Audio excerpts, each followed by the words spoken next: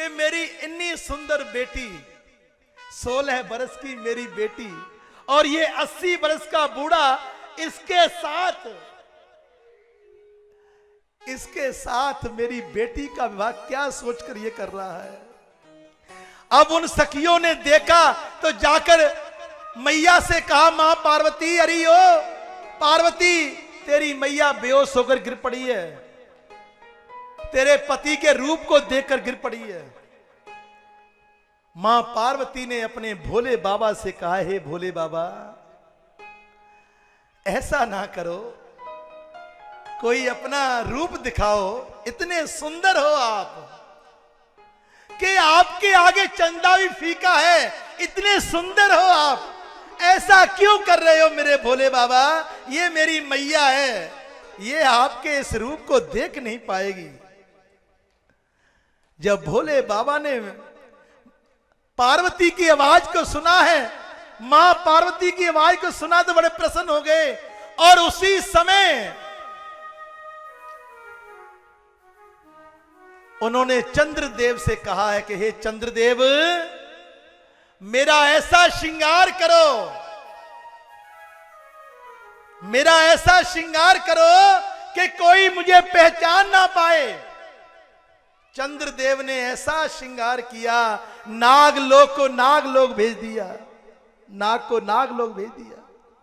और चंद्रदेव ने जब भगवान शिव को सजाया, उनका श्रृंगार किया, तीनों लोकों के मालिक का श्रृंगार हो रहा है। उनके गले में हार पहनाए गए, बाजू बंद पहनाए गए, हीरे मोतियों की माला उनके गलों में पहनाई गई और सिर पर उनके जब मुकुट रखा है तो उस रूप को देखकर स्वयं ब्रह्मा, स्वयं भगवान विष्णु उनके इस रूप को देखकर मन ही मन उनकी नजर उतारने लगे कि भोले, तू इतना सुंदर, ये रूप तेरे पास इतना सुंदर है तो तू किस रूप में यहां पर आया। जब मैना ने अपने पति, अपने जवाई को इस रूप में देखा, आंखों से आंसू झलकने लगे उसके। वो 16 बरस के बन गए और उसकी आरती मैया उतारने लगी।